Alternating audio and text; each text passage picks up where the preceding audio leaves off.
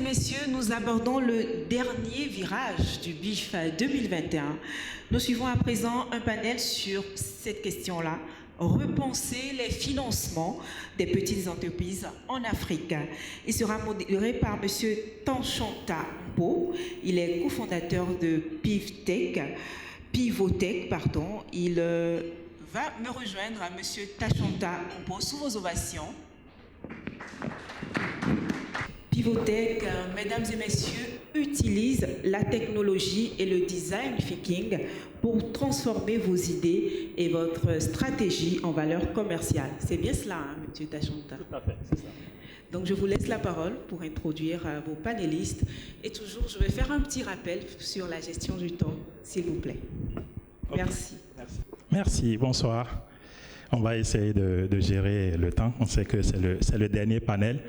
Merci à tous d'être là pour ce panel qui est important pour nous tous et qui va être animé par moi et aussi par beaucoup d'autres personnes, de personnes qui sont spécialisées dans le financement.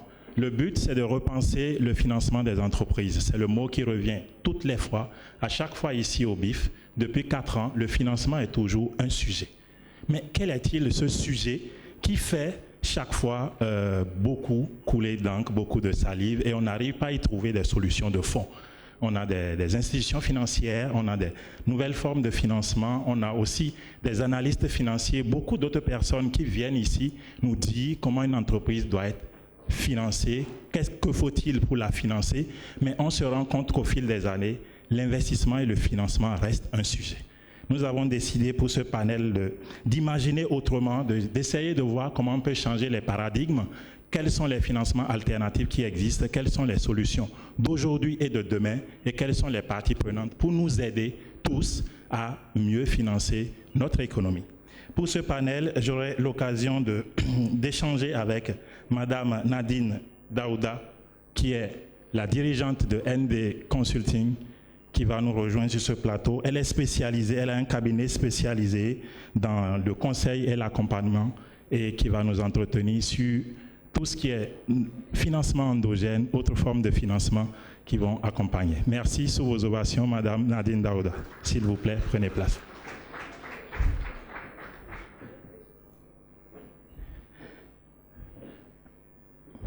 Installez-vous, s'il vous plaît. La deuxième personne qui va nous rejoindre sur ce podium, c'est M. Benjamin Bokor, responsable au niveau de Sud Capital. Sud Capital qui est un cabinet conseil en finance, en banque et en stratégie des PME et PMI. S'il vous plaît, M. Benjamin Bokor, sous vos ovations, s'il vous plaît.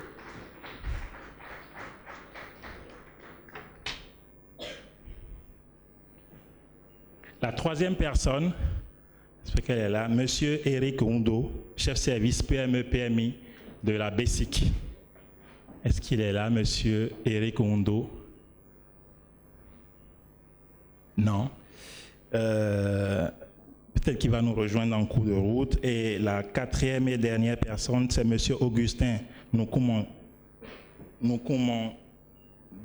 Nkumonke, directeur au niveau des formalités d'entreprise de l'ADEJ. Sous vos ovations, s'il vous plaît.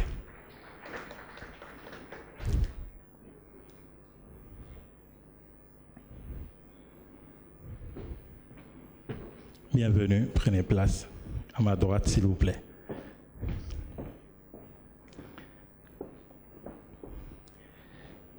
Je vais laisser le soin à chacun de se présenter, de dire un peu en quoi son entreprise consulte ou bien conseille et accompagne les PME, PMI dans le financement.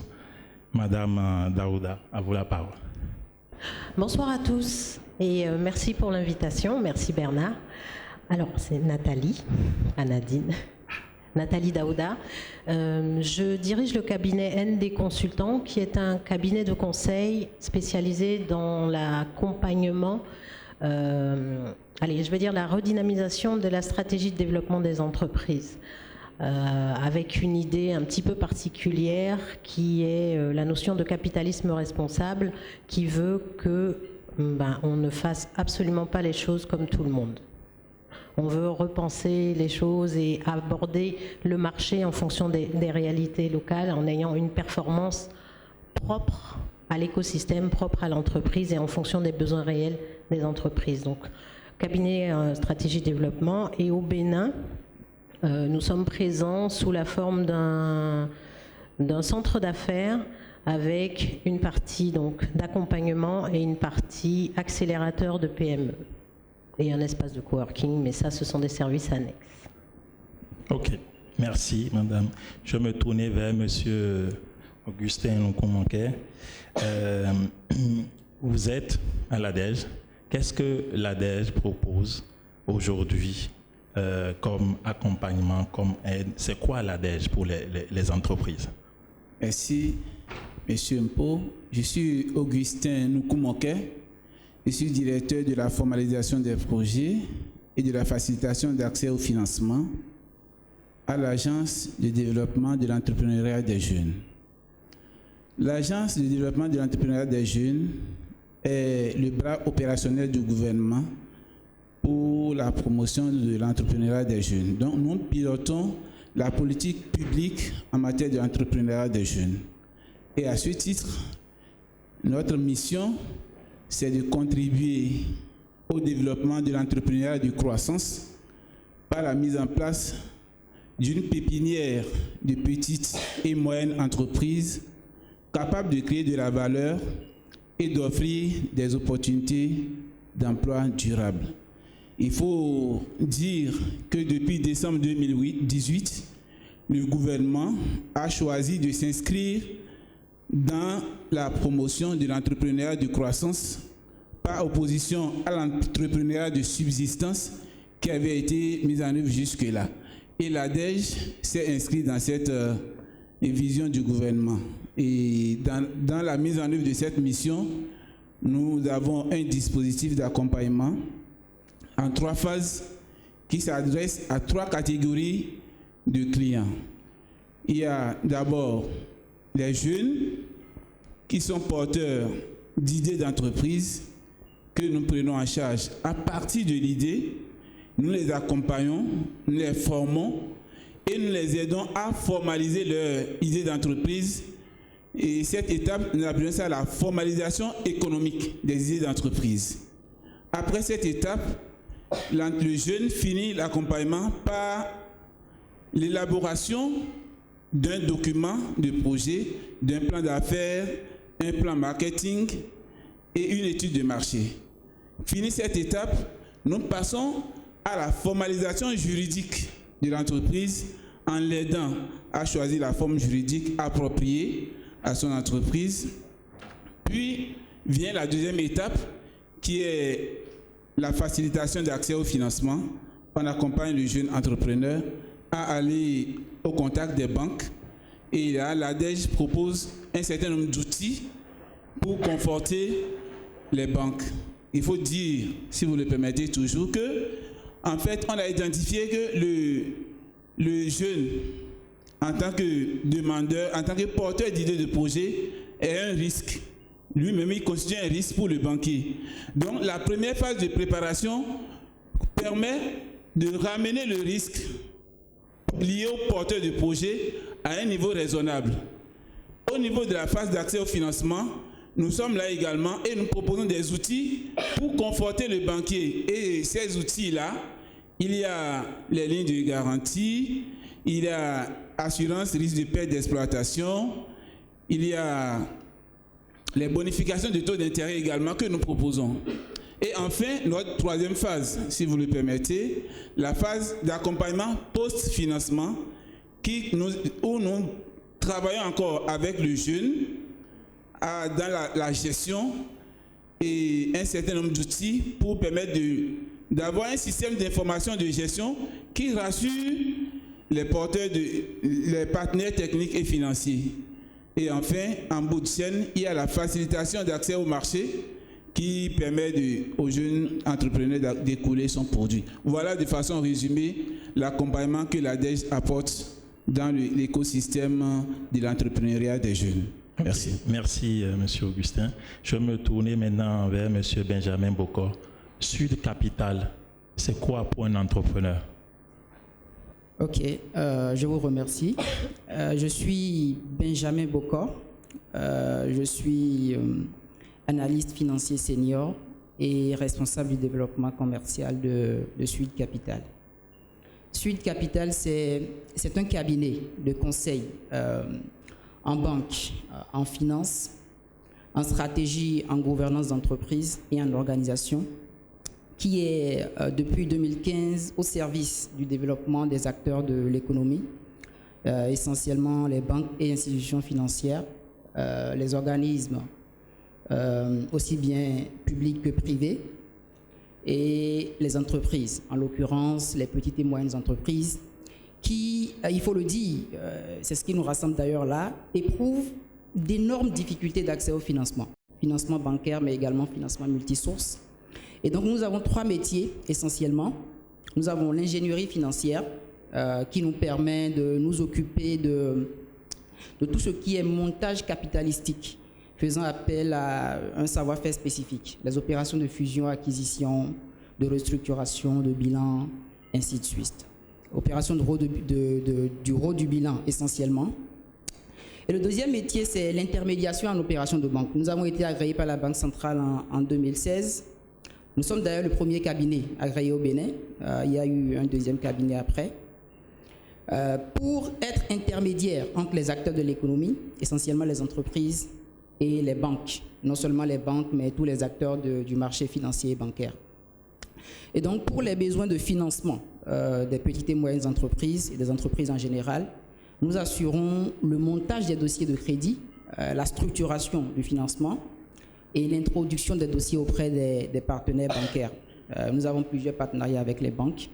Et lorsque les dossiers, l'avantage que notre proposition de valeur ajoutée, on va dire ça comme ça, lorsque les dossiers passent par Suite Capital et vont à la banque, ça va vite. Vous avez l'avantage d'un traitement rapide de votre dossier, parce qu'on sait qu'il y a des professionnels derrière qui ont regardé le dossier. Suite Capital aujourd'hui, c'est plus de 30 ans d'expérience en banque. Le top management, c'est des anciens banquiers qui ont dirigé des banques ici en Afrique de l'Ouest, de l'Est, du Centre, au Bénin, ainsi de suite. Et donc, ils maîtrisent les rouages les plus subtils du financement des entreprises et du développement également des entreprises. Et donc, ça, c'est le premier avantage. Le deuxième avantage, c'est que vous avez des financements adéquats qui sont adaptés à vos besoins. Et l'autre avantage, c'est que vous avez des financements qui sont performants. La performance du crédit, on aura l'occasion de revenir dessus. Toujours au titre de l'intermédiation en opération de banque, lorsque vous avez de l'argent à placer sur les marchés financiers, nous vous aidons à identifier les opportunités de financement les meilleures opportunités de financement qui répondent à vos besoins en termes d'horizon, de liquidité, ainsi de suite. Et donc, nous orientons vos emplois vers les sources qu'il faut pour que ça soit rentabilisé pour la performance de vos ressources. Et le dernier métier qui est le cœur de métier de Suite Capital, c'est le conseil, assistance et suivi aux entreprises en termes d'optimisation de la relation bancaire, d'amélioration du profil de risque global et d'évolution, de progression de la maturité stratégique et organisationnelle.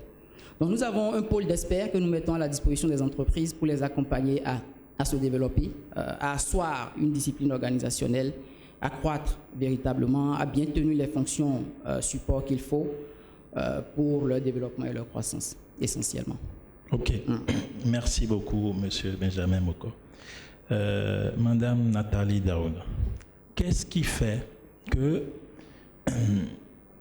nous avons du mal à financer nos entreprises? Qu'est-ce qui fait aujourd'hui que le financement est toujours un sujet dur au Bénin particulier et en Afrique, surtout l'Afrique francophone en général, alors que nous avons beaucoup d'argent?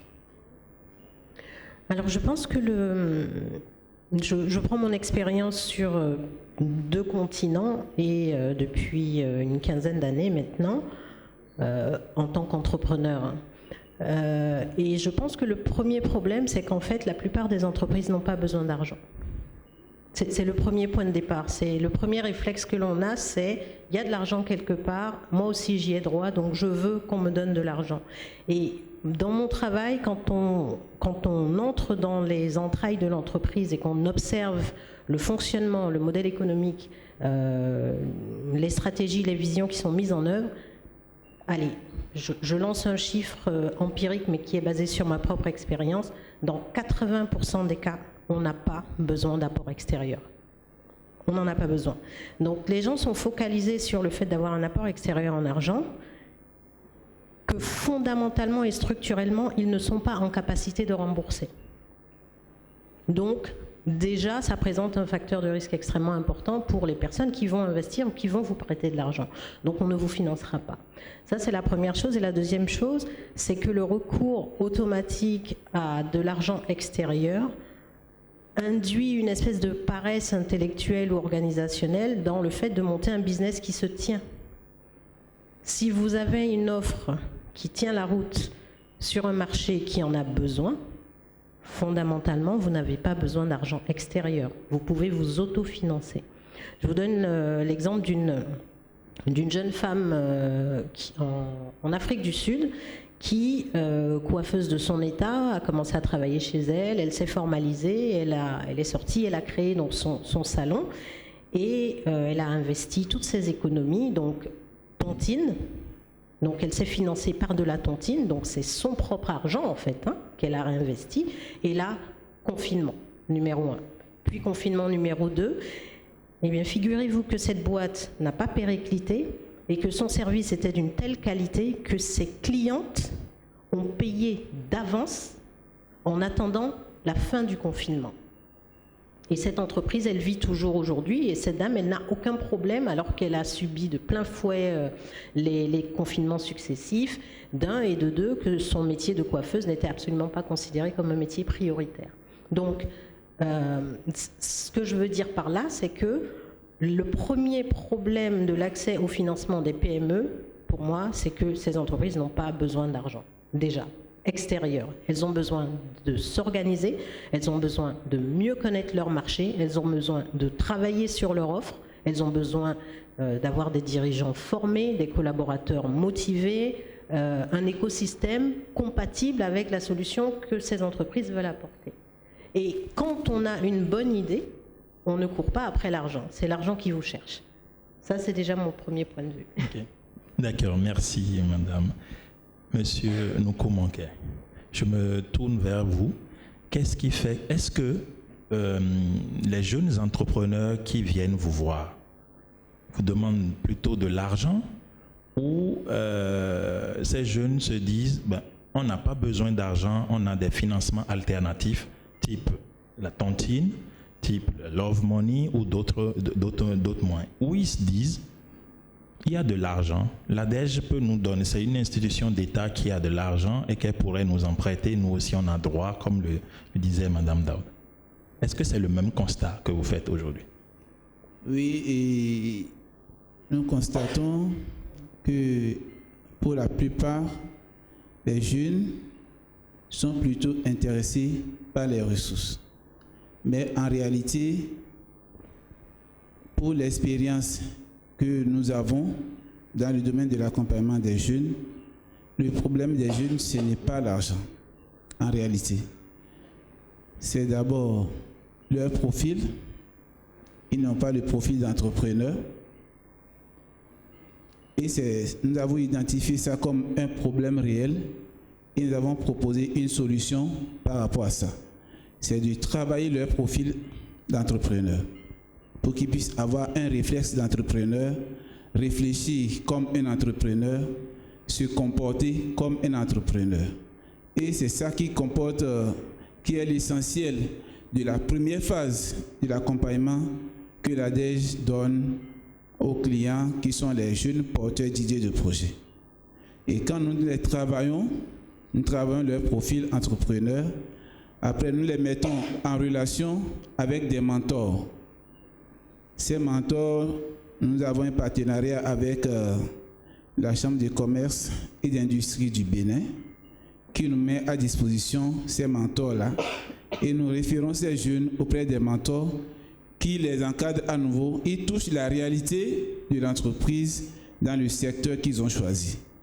Et en plus du profil des entrepreneurs qu'on a travaillé par la formation, ils vivent la réalité et ça leur permet d'ajuster le contenu des documents tels que le plan d'affaires, le plan marketing, l'étude de marché, tout ce qu'ils ont bien à travailler. Donc, les jeunes ont besoin d'abord de formation et ensuite, le reste va venir. Pour les jeunes que nous accompagnons, il y a certains qui ont des ressources et qui, après cette étape de formation, préfèrent aller s'installer avec leurs propres ressources. D'accord? Donc, ils se rendent compte que leur besoin, ce n'est pas l'argent, c'est l'accompagnement. Mais il y a d'autres qui n'ont pas les ressources. Donc, en plus de l'accompagnement que nous donnons, il y a également la facilitation d'accès au financement auquel ils aspirent. Les mêmes profils, ou de ces profils qui sont un peu moins bons ou un peu moins qualifiés, qui sortent, je vais citer quelques prototypes, qui sortent d'HEC Paris ou qui sortent de Polytech, qui ont juste une idée et ont tout ce qu'il faut pour que cette petite idée devienne demain une licorne. Je ne veux pas comparer des choses qui sont... Est-ce que c'est seulement un problème de profil, d'idées, M. Boko, ou un problème, il y a quelque chose qui manque du style, du type accompagnement des gens autour pour que l'entrepreneur qu'on voit comme un risque devienne un créateur de valeur? C'est clair qu'il y a un écosystème qui doit se mettre en place, absolument et systématiquement, si on veut améliorer l'accès au financement des petites et moyennes entreprises en Afrique de l'Ouest et au Bénin en particulier. Essentiellement, il y a les banques qui ont un rôle de premier plan à jouer. Il y a l'État, les États, les gouvernements qui doivent aussi jouer leur partition. Les entreprises elles-mêmes qui doivent véritablement s'engager de façon résolue dans un processus de transformation capacitaire. On va parler de transformation capacitaire et d'amélioration de la capacité stratégique à accueillir un financement. Le vrai problème, c'est que les entreprises n'ont pas de la capacité stratégique et organisationnelle à accueillir du financement. La Banque centrale a commis une étude en 2014 suite au constat, un constat qui est flagrant d'ailleurs. Les petites et moyennes entreprises représentent aujourd'hui, disons, 90% de la population des entreprises en Afrique. Selon les économies, ça peut être 85, 95, parfois 90. Donc c'est la masse. On va dire que c'est l'essentiel du tissu économique aujourd'hui dans nos États, mais ne contribue malheureusement qu'à hauteur de 25% à la création du PIB. Il y a un paradoxe, véritablement. Donc, l'étude a révélé, on a posé la question aux banques de savoir pourquoi, par exemple, elles sont réticentes à l'effet d'accompagner les petites et moyennes entreprises. Elles ont dit, la majorité, on va dire à 100%, elles ont répondu, c'est parce qu'elles ne sont pas bien organisées, elles ne sont pas bien structurées. La qualité de l'information financière n'est pas fiable. Donc, il y a un problème d'asymétrie informationnelle, premièrement. Et il y a un problème de gouvernance. Il y a les insuffisances dans la gouvernance et dans la gestion.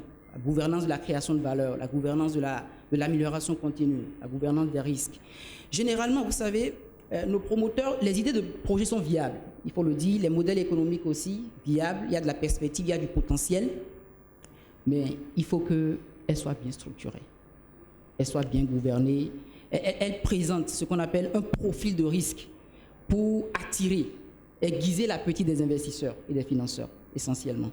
OK. Madame Daouda, mais est-ce que tous ces critères de financement, tous ces critères qu'on connaît depuis maintenant des décennies, qui définissent le risque, qui n'a pas bougé depuis, qui nous définissent le bon profil d'entrepreneur,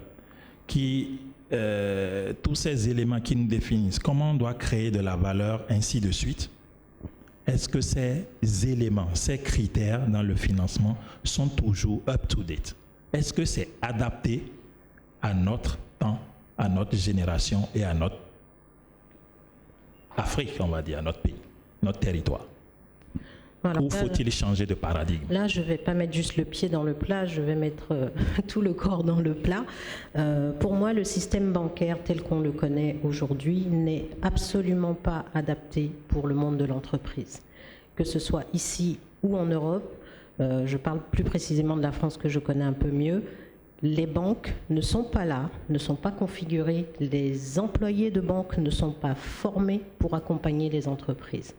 Pour la première raison pour moi qui est la base de base, c'est que vous êtes entrepreneur et vous avez en face de vous quelqu'un qui n'est pas entrepreneur, donc qui ne comprend pas votre environnement. Ils ont des ABAC, des référentiels, des statistiques génériques qui ne correspondent pas à votre réalité. C'est extrêmement compliqué d'être un conseiller de quelqu'un sur des sujets dont on n'a pas l'expérience. Ça, c'est la première chose et j'en vois, et j'en forme des jeunes banquiers à la négociation commerciale. Ils ne sont pas formés à l'entrepreneuriat, ils ne connaissent pas l'entrepreneuriat, donc ils ne peuvent pas accompagner des entrepreneurs, que ce soit ici ou là-bas. Ça, c'est la première chose. Donc, la deuxième chose, c'est que le système bancaire tel qu'il est conçu est un système qui est parfaitement équilibré dans un monde hors sol, de finances, entre financiers et qui profite aux financiers. Mais quand on arrive sur le terrain et dans la réalité du terrain, ça ne marche pas. Il y a une dichotomie totale entre les besoins et attentes du système bancaire qui se suffit à lui-même et qui, à la limite, n'a pas besoin du terrain, et le terrain qui est confronté à d'autres réalités. Mon sentiment aujourd'hui, et on le voit de plus en plus, et c'est global, c'est pas quelque chose lié au Bénin, c'est que les modes de financement originels, donc la collaboration, les tontines, les cotisations, le financement communautaire, ont repris le dessus. Vous avez, alors forcément, quand on parle de la tontine, il y a un petit rictus, c'est le truc du quartier, voilà. Mais bon, je vois pas comment appeler, par exemple, les litchis ou bien les crowdfunding ou toutes ces choses-là. C'est de la tontine, c'est de la cotisation, c'est du love money, c'est de la communauté qui se réunit pour trouver des solutions de contournement au système bancaire qui n'est pas en capacité de répondre aux besoins du marché. Donc, ma réponse, elle est oui, le système bancaire tel qu'on le connaît est désuet et ne correspond plus aux besoins et aux attentes de l'économie réelle du marché. Ok, je pense que l'analyse est claire. Nous allons accueillir Monsieur Eric Ondo, chef service PMI de la BESIC, qui va nous rejoindre pour continuer ce panel. Vous pouvez prendre place par ici, s'il vous plaît. Je vais vous laisser le temps de vous installer avant la première question. Monsieur Nukumonke, qu'est-ce qui, aujourd'hui, le constat, il est clair. Mme Daouda vient de dresser un panel, dit que celui qui doit financer ne connaît pas le terrain, il ne connaît pas les problématiques. Et pourtant, il doit financer avec l'argent qui n'est pas le sien et qui voit des risques partout, parce que c'est ce que son métier lui demande.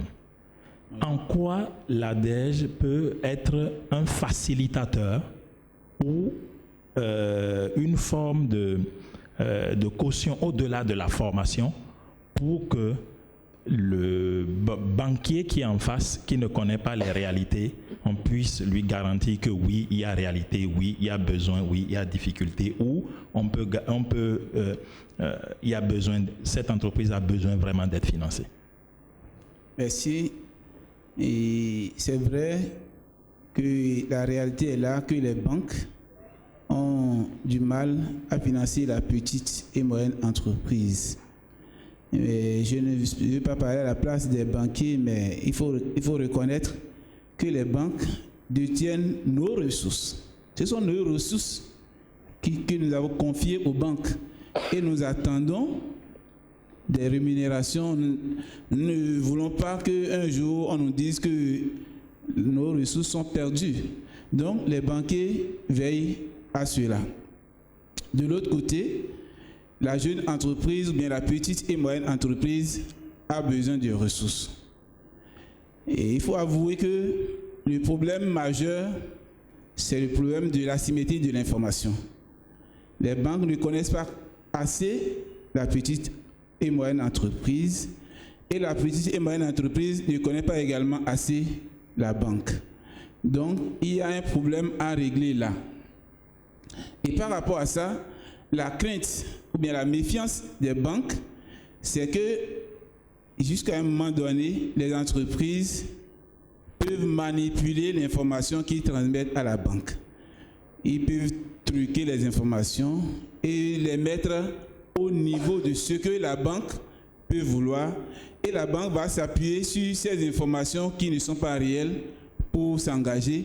Et au finish, l'affaire s'écroule. Quand l'affaire s'écroule, c'est la banque et c'est nous qui sommes en difficulté en tant qu'agents ou bien clients des banques. Ce que l'État fait aujourd'hui, c'est de s'assurer de mettre en place le dispositif pour rassurer les banques, obliger les entreprises à produire la bonne information. Nous savons que dans notre environnement, il y a des entreprises qui produisent plusieurs états financiers. L'état financier pour le propriétaire, les états financiers pour le propriétaire, les états financiers pour les impôts et les états financiers pour la banque. Mais aujourd'hui, le gouvernement a mis en place un certain nombre de dispositifs qui obligent les entreprises à ne produire qu'un seul document des états financiers uniques. Parce qu'avec le système de factures normalisées, tous ceux qui sont en contact avec vous doivent produire des factures normalisées. Donc, ça sécurise la production de l'information financière. Ça, c'est un. Deuxièmement, l'obligation pour les entreprises d'une certaine taille d'avoir des commissaires aux comptes, également, ou bien la nécessité que les états financiers soient certifiés par des spécialistes, notamment les experts comptables et les comptables agréés, et également une disposition du gouvernement pour permettre la production d'informations financières fiables. Au-delà de ça, ce que nous, au niveau de l'ADEJ, nous faisons, c'est d'abord que des professionnels, notamment des experts comptables, puissent accompagner nos jeunes dans l'élaboration des documents financiers à soumettre aux banques, que des experts comptables puissent travailler ces documents avec eux et délivrer des attestations de fiabilité sur ces documents pour rassurer les banques. Mais ça ne suffit pas. Les documents, oui, mais au-delà des documents, aider le jeune, aider l'entreprise à mettre en place un système d'information, de gestion qui puisse permettre de sortir, de produire des informations de qualité. Et c'est là que se trouve tout le challenge. Les entreprises n'ont pas une bonne gouvernance, comme l'a dit tout à l'heure monsieur Bokor de Sud Capital. La gouvernance des entreprises, la gouvernance stratégique, la gouvernance de l'information financière et comptable, tout cela pose problème. Et tant qu'on n'aura pas réglé cette problématique au niveau des entreprises, il y aura toujours la réticence des banques. D'accord. Monsieur Ondo, est-ce que si on a une bonne gouvernance d'entreprise, je ne sais pas ce que c'est une bonne gouvernance d'entreprise, mais je vais partir du principe qu'on a une bonne gouvernance d'entreprise, une bonne information financière. Est-ce que ça suffit pour que dans une banque comme la BESIC, qu'on puisse suivre l'activité, qu'on puisse décider de financer? Merci. Je m'excuse un peu pour le retard. Je m'occupais bien sûr des PME et PMI de la BESIC.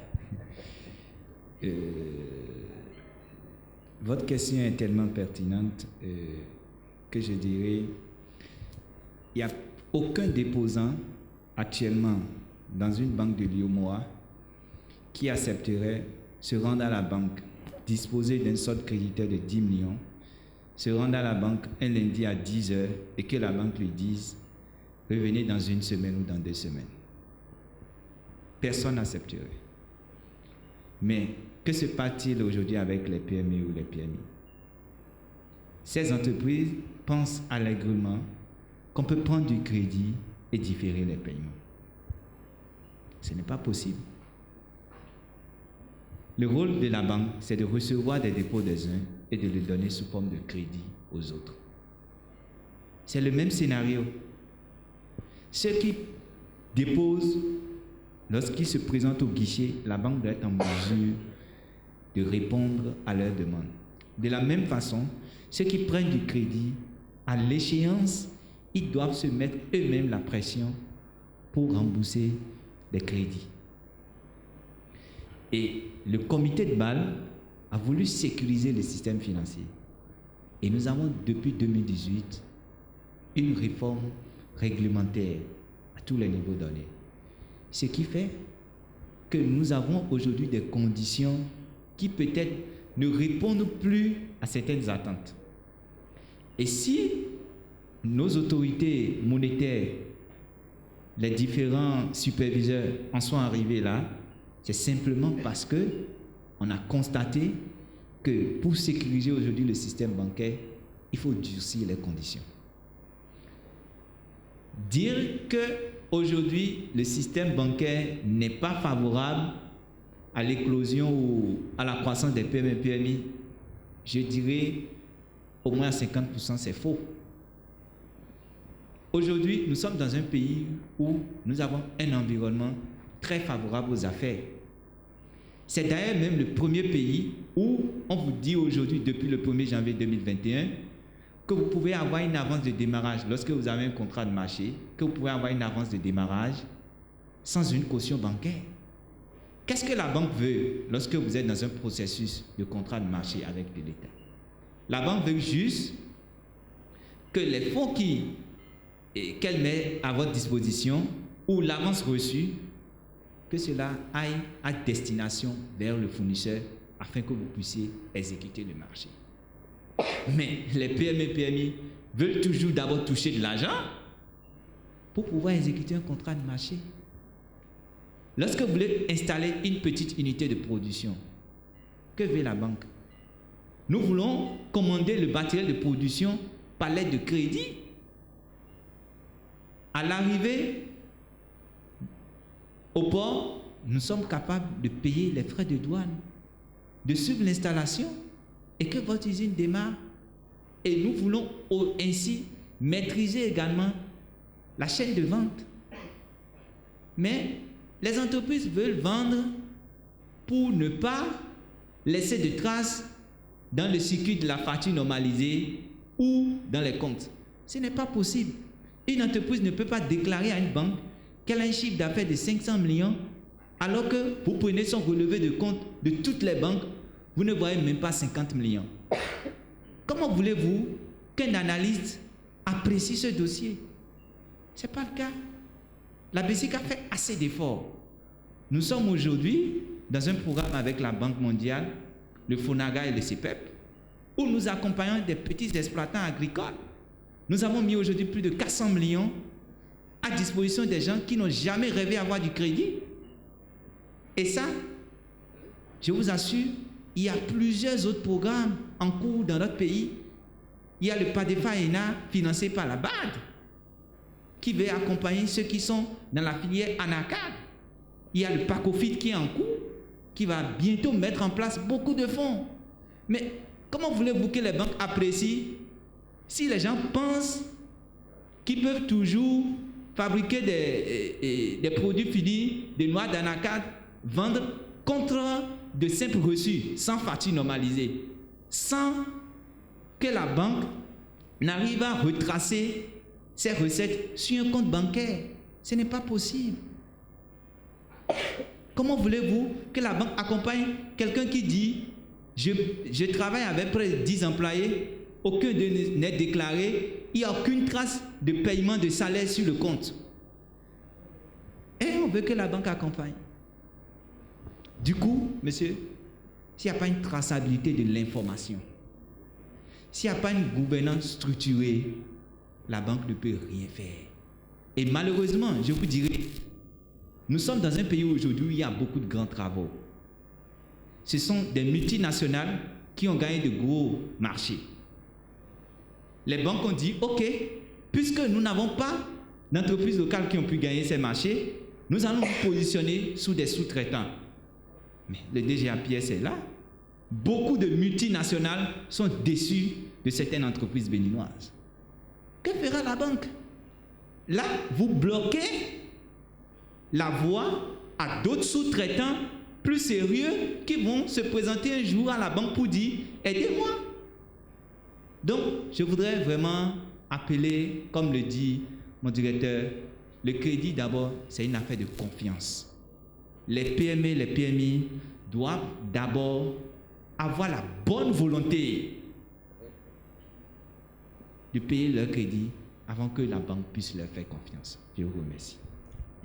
Merci pour votre intervention. On se rend compte, heureusement ou malheureusement, moi je dirais heureusement, puisqu'on va essayer de changer les paradigmes.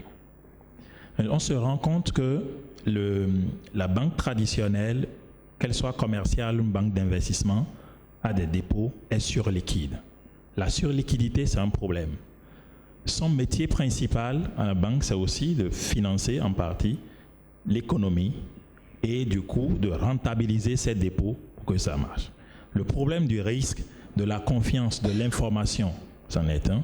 D'un autre côté, nous avons de la production aussi, donc l'économie réelle de biens et services qui a besoin ou pas de la banque. La question cruciale, c'est comment nous repensons le financement, comment nous changeons les paradigmes dont on a hérité et qui malheureusement ne fonctionnent pas. En clair, qu'est-ce qui fait que la coiffeuse fait sa tontine et que si elle prend un prêt, elle ne le paye pas? Parce que visiblement, le tontinier, il ne demande pas une garantie solide, il ne demande rien d'autre. Est-ce que c'est culturel? Est-ce que tout ça, ces modèles, sont-ils adaptés pour nous? Monsieur Boko.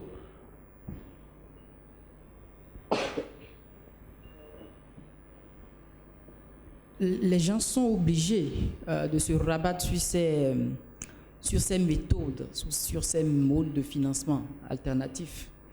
Parce que l'acteur, on va dire par excellence, si on va rester dans le classique, c'est la banque. Aujourd'hui, quand on parle du financement de l'économie, on voit tout de suite les banques. Je reviens, je suis un peu d'accord avec M. Rouleau, la banque doit sécuriser ses fonds, mais en même temps, je suis d'accord avec Mme Daouda. Parce qu'il faut que les banques fassent un effort aujourd'hui, parce que les banques sont réticentes à l'effet d'accompagner les PME. Il faut restructurer l'offre de crédit, en fait, aux entreprises, aux petites entreprises, en tenant compte de leur réalité. Vous savez, il y a près de 80% de crédits accordés aux petites et moyennes entreprises au Bénin qui sont adossés à des garanties. Donc, disons, la quasi-totalité des crédits accordés par les banques sont adossés à des garanties. Et quand on parle de garantie aujourd'hui, ce n'est pas des actes de présomption, vous avez une convention de vente, ainsi de suite, non. C'est des titres fonciers. Et ça, c'est un réel problème. Il faut que les banques redéfinissent ce qu'on appelle le bancablement correct au niveau du segment des petites et moyennes entreprises et assouplissent les conditions et critères d'octroi de crédit aux petites et moyennes entreprises. Ça, c'est la première chose qu'il faut faire.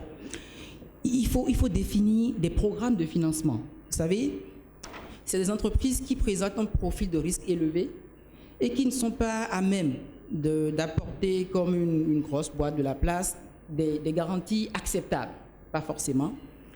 Donc il faut tenir compte de ces spécificités pour bâtir une offre adaptée à ce segment-là, donc des programmes de financement structurés pour accompagner les petites et moyennes entreprises. Et l'autre chose qui est capitale et fondamentale, c'est qu'il faut associer les cabinets Aujourd'hui, il y a des structures d'appui et d'encadrement, il y a des intermédiaires en opération de banque, il y a des cabinets d'accélération de croissance, d'incubation, de développement de petites et moyennes entreprises. Il faut que ces cabinets-là, dans l'écosystème, il faut que les banques pensent à un partenariat avec ces cabinets, de sorte à ce que ces entreprises-là soient suivies. C'est deux options, généralement. Avant d'obtenir le crédit, vous entrez dans un programme de transformation capacitaire. Et la banque vous observe. On vous regarde dans le temps et on regarde comment est-ce que vous progressez en termes de degré de maturité en capacité stratégique et organisationnelle. Les leviers de pilotage, structure, pilotage, organisation, gouvernance et tout, les indicateurs sont là, on vous regarde progresser. Vous mettez en place ce qu'il faut, vraiment. Et lorsqu'on vous sent mature pour accueillir du financement, la banque vous accompagne. Ça, c'est un premier modèle. La deuxième chose, c'est que les banques continuent, les banques assouplissent les conditions, comme on l'a dit, mais font toujours recours au cabinet pour suivre derrière. Parce qu'après, c'est un dispositif de suivi post-financement. Parce qu'il faut mitiger les risques à chaque niveau. Ce n'est pas le banquier qui va dire le contraire. Avant le financement, il faut regarder le risque. Pendant l'utilisation du financement, il faut mitiger le risque de détournement de l'objet du crédit. Et après le financement, il faut s'assurer que le crédit est performant. Et la performance du crédit, c'est l'organisation de l'entreprise, la maîtrise du marché, comment l'entreprise arrive à bâtir et à maintenir ce qu'on va appeler un avantage concurrentiel durable dans le temps, et comment l'entreprise maîtrise son marché véritablement, fait asseoir les leviers d'une discipline organisationnelle, progresser en termes de degré de maturité en capacité stratégique. C'est ce qu'il faut, en fait, pour que les entreprises aujourd'hui, les banques aujourd'hui soient capables d'accompagner les PME. Mais l'autre chose, c'est de voir comment, en interne, au niveau des banques, Madame Daouda l'a abordé, comment on développe des capacités, des compétences spécifiques à des secteurs. Aujourd'hui, vous savez, le programme d'action du gouvernement, c'est plusieurs secteurs stratégiques. On va prendre le secteur, je ne vais pas citer, le BTP, le secteur agricole, le secteur du numérique. Il y a des secteurs phares. Donc on peut avoir des banques spécialisées dans ces secteurs-là et qui développent un savoir-faire spécifique pour financer les PME essentiellement, donc des banques dédiées aux PME, mais dédiées à des secteurs d'activité spécifiques. On peut avoir dans l'actionnariat, on peut avoir des investisseurs privés, on peut avoir l'État même, on peut avoir des promoteurs de banques, ainsi de suite, mais c'est de créer des banques, qu'on en arrive là à un moment, pour que l'écosystème soit fluide et dynamique. Il faut des banques spécialisées aussi. Donc, il faut de la spécialisation, il faut un plan de suivi en partenariat avec des cabinets conseils. Madame Daouda, c'est une des réponses au problème. Est-ce qu'on n'a pas d'autres alternatives? Alors, c'est effectivement une des réponses quand on est de ce côté-ci de la table, et je suis tout à fait d'accord. Maintenant, l'autre question, c'est la banque veut financer quelle économie? La banque est en capacité de financer quelle économie? Quand on sait que 90% globalement des entreprises sont des toutes petites entreprises, et que le système tel qu'il est, il y a le niveau de bancarisation, le niveau de lettrisme dans les langues étrangères est celui qu'on connaît, la banque n'est absolument pas le modèle de référence de 90% de l'écosystème. Clairement et tranquillement, les gens, par réflexe, vont aller dans leur communauté vers ce qu'ils connaissent et ce qu'ils font depuis la nuit des temps. Ils vont travailler dans leur communauté, ils vont recourir aux gens qu'ils connaissent, parce que mon grand-père était, voilà, on vient du même village ou autre. Donc il y a une confiance qui est là et qui est installée, et les gens naturellement vont se tourner vers leur communauté. Donc on dit que 90% de l'économie est portée par des entreprises, elle contribue à 25% du PIB, ça c'est ce qui est déclaré. Tout ce qui n'est pas déclaré, ni vous ni moi ne le connaissons. Et ces gens, ils ne sont pas tous morts, quoi. Donc je pars du principe qu'on ne sait absolument pas ce qui se passe dans 90% des entreprises, et que tout le monde n'est pas mort, donc on passe à côté de quelque chose. Et que ces entreprises-là qui n'ont pas accès aux banques se financent quand même, elles sont toujours là. Tata Beignet du coin de la rue, elle est là depuis la nuit des temps, elle envoie ses enfants à l'école, elle n'est pas passée par la banque. Comment elle fait avec ces 3 beignets qu'elle vend tous les jours? Elle se finance comment? Donc il y a cette intelligence de la géographie-là qu'on pousse un peu du revers de la main, mais quand on se pose un peu et qu'on observe, il y a un écosystème structuré qui se passe sous nos yeux et qu'on ne prend pas le temps d'analyser, et qu'il est important d'avoir des bilingues, moi j'appelle ça des bilingues, qui parlent la banque et qui parlent la langue de ces écosystèmes-là et qui comprennent et fassent des ponts. Et aujourd'hui, il y a des cabinets qui le font. Moi, je fais partie des hybrides qui font ce genre de choses-là. Mais ce que je suis en train de dire, c'est qu'il y a 90% du marché qui ne correspond pas au modèle global. Il y a un autre modèle qu'on ne connaît pas, qu'on minimise et qui pourtant tient les économies, tient les familles, tient les entreprises de la majorité de la population. Et ça, c'est à observer, à analyser et à respecter tout simplement parce que les entreprises qu'on voit au bord de la route, les marchés, ce qu'on appelle l'informel, c'est ça la majorité, c'est ça le référentiel des gens. Donc ma réponse c'est oui, mais le mais c'est ces entreprises fonctionnent, il y a peut-être matière à reconnaître et à comment dire, légaliser ou en tout cas à reconnaître ces modèles qui existent parce que ce sont les modèles de référence, ce sont les premiers réflexes de la majorité des entrepreneurs de ce pays et de ces pays-là. Donc l'alternative, c'est oui, le love money, on appelle ça comme ça, mais c'est un modèle de financement. Vous n'imaginez pas quelqu'un aller dans une tontine et ne pas rembourser. C'est juste impensable parce que c'est le voisin, parce que c'est un membre de la famille. On se connaît, on se tient, on se rend des services mutuels. Donc il y a un système cohérent qui est là et qui se tient et qui se tiendra toujours. La banque, elle est hors de la communauté. C'est un bâtiment en briques, loin, les gens, on ne les connaît pas.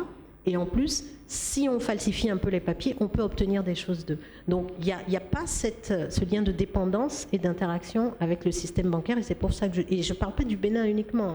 Je parle en général. C'est important de s'arrêter un petit peu dans cet emballement global de la superfinance, des grosses économies, des montants à 6 chiffres, 12 chiffres, 15 chiffres. Et pour se dire que la majorité des entreprises de ce pays fonctionnent très bien avec 100 000, 150 000 de fonds de roulement, 10 000 de fonds de roulement, et ça fonctionne très bien. Elles se nourrissent, elles nourrissent leurs enfants, elles vivent, tout simplement. Ok. Monsieur Nkomonke, qu'est-ce qu'il faut changer en tant qu'agence gouvernementale? Quels sont les paradigmes, les choses qu'il faudra changer pour qu'on ne voit plus le financement uniquement du côté de la banque qui reste sur une frilosité due aux différentes notions de risque qu'on a définies auparavant. Que faut-il changer? Merci. Et tout à l'heure, si je rebondis sur l'intervention de madame à côté de vous, et le crédit, elle a dit que les gens ne ratent pas leur tontine, mais ils peuvent ne pas payer un crédit et rembourser un crédit bancaire parce que c'est une question d'honneur. C'est une question d'honneur. Et on doit pouvoir s'accrocher à ça, accrocher quelque chose à ça et développer cette connaissance au niveau des entreprises également. Quand une entreprise tombe en faillite, quand une entreprise fait un défaut de paiement, qu'est-ce que ça lui coûte dans son environnement? Il faut qu'on lui montre ça. Mais les entreprises et les chefs d'entreprise ne maîtrisent pas tous les risques qui sont encourus quand ils font un défaut de paiement. Par exemple, il y a des dispositions de la BCAO qui disent que si tu fais un chèque en bois, tu seras interdit de banque. C'est une question d'honneur, ça également. Mais toutes les entreprises ne connaissent pas ça. quand tu modifies, quand tu tripatouilles tes chiffres, il y a la loi portant lutte contre la corruption et les infractions punissent ça. Il y a les actes uniformes de l'OHADA qui interdisent ces pratiques. Les entreprises ne connaissent pas ça. Les risques encourus, ils ne connaissent pas. Donc, il faut les éduquer pour qu'ils connaissent ça. Et quand on parle d'honneur et la tontine, c'est parce que tout le monde, on les connaît. Et on sait que c'est une question de famille, c'est une question d'honneur. Mais s'il ne sait pas qu'en faisant telle ou telle chose, il peut aller en prison. Aller en prison, c'est aussi une question d'honneur. Donc, si on les éduque pour dire, oui, il y a tel risque que vous encourez, ils peuvent se ressaisir également et bien se comporter. Pour ce que nous proposons au niveau de l'ADEJ, c'est que, en dehors du financement classique que les gens n'arrivent pas à obtenir, il y a également les financements pour le renforcement des fonds propres. Parce qu'une entreprise ne peut pas recourir à un crédit bancaire pour faire de la recherche et développement, par exemple. Il faut des fonds propres. Et à ce niveau-là, nous avons proposé des fonds de capital risque. L'État est en train de mettre en place un fonds, le fonds de développement des PME. Le ministère des PME travaille là-dessus pour que l'État puisse mettre en place ce fonds-là qui va travailler à renforcer les fonds propres des entreprises. Les entreprises également peuvent apprendre à aller rechercher des partenariats pour renforcer leurs fonds propres. Donc, il y a ces solutions que nous proposons au niveau de l'ADEJ et nous devons éduquer les entrepreneurs à aller rechercher de la collaboration et des partenariats. Nous ne pouvons pas aller à la conquête du monde en étant seuls. Les grandes entreprises ont été avec des partenaires et nous devons apprendre ça dans notre écosystème également. Merci. Okay. Merci beaucoup. Monsieur Hundo, pour, on va dire, la dernière question avant la conclusion. Manifestement, on constate qu'il y a un fossé qui se creuse entre les vraies entreprises qu'on connaît chez nous, qui constituent 90% de ce qu'on ne connaît pas, qui n'est pas chiffré, qui n'est pas statistiquement quantifiable. Donc, il y a un fossé qui se crée entre ces personnes et la banque.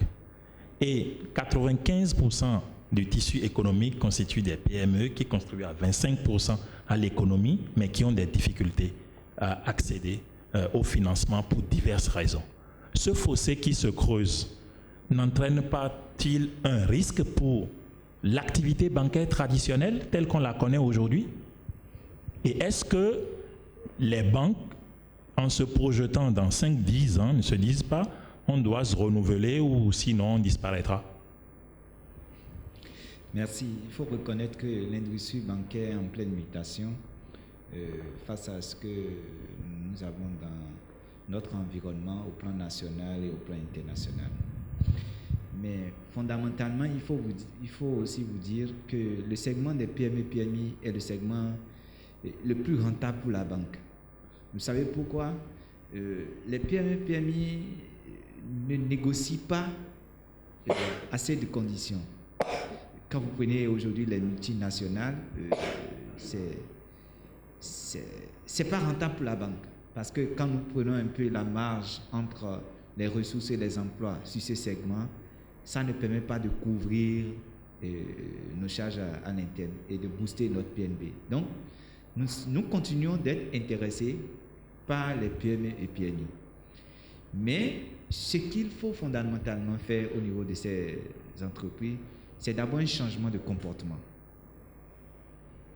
Vous savez, les grandes entreprises, quand vous prenez Cola, Sogea, Sato, elles ne sont pas arrivées à cette étape sans une traçabilité de l'information financière. Et ça, vous avez beau tout faire, souffrir, aucune banque ne vous accompagnera s'il n'y a pas de la transparence, il n'y a pas une bonne gouvernance. Donc, par rapport à un éventuel risque sur le système, c'est bien évidemment les banques ont arrêté de traiter avec des PME ou PMI qui n'acceptent pas de se mettre en phase avec les différentes réformes. Aujourd'hui, nous avons notre produit que nous appelons la mobilisation de créances pour l'escompte des factures. Si vous venez à la banque, si ce n'est pas une facture normalisée, nous ne pourrons rien faire pour vous. Donc, nous avons aujourd'hui un environnement très favorable. Je voudrais ouvrir une parenthèse et dire tout à l'heure, j'ai comme l'impression que les gens pensent aujourd'hui que la banque s'accroche toujours à la garantie. Attention, nous ne nous accrochons plus à la garantie. Moi, j'ai vu des entreprises en début de Covid, en janvier-mars 2020, booster leur chiffre d'affaires, je dis bien, multiplier leur chiffre d'affaires par 10-20 entre 2020 et 2021, parce qu'ils ont accepté de changer de comportement, ils ont accepté de se mettre en règle et ils ont beaucoup travaillé. Et ça, je vous dis, il n'y a pas de risque pour une banque à ne pas accompagner une entreprise qui n'est pas en règle. Nous avons la volonté d'accompagner les entreprises, mais il faut que les entreprises se mettent au pas. Et pour dire, aujourd'hui, les banques ne sont pas renfermées. Nous avons une ouverture. Il y a la Banque centrale qui a mis en place un dispositif pour les PME et PMI, et nous avons l'appui aujourd'hui de 12 SAE. Il arrive pour les banques d'aller sur le terrain et d'aller vérifier si le projet dont nous parle l'entreprise est vraiment un projet qui existe et que nous l'avons à l'œil nu. Donc, pour finir, parce que je vois qu'on me fait signe depuis, la BESIC Bénin, qui est bien sûr la filiale d'un grand groupe bancaire présent dans 14 pays de l'Afrique, se positionne aujourd'hui au Bénin en tant que banque aux côtés des PME et des PMI et veut accompagner tous ces segments face aux enjeux actuels. Et nous avons assez de conditions. Vous avez aujourd'hui le FNDA qui a 100 milliards à disposition pour garantir du crédit bancaire. Vous avez beaucoup de projets financés par des bailleurs. Vous avez le PEDAB financé par le PNUD, le PADEFA financé par la BAD. Vous avez le PACOFID qui est là. Donc, il y a autant d'opportunités. Et non seulement vous avez tous ces programmes, vous avez également le gouvernement qui a mis en place un fonds pour accompagner les entreprises dans le cadre du Covid, la bonification du taux d'intérêt. Moi, je l'ai fait pour les entreprises en règle, qui sont sérieuses. Aujourd'hui, elles ont du crédit, c'est l'État qui paye les intérêts. Okay. Donc, c'est pour vous dire, rien n'est impossible à cette entreprise qui accepte de changer de comportement et de faire un travail de qualité.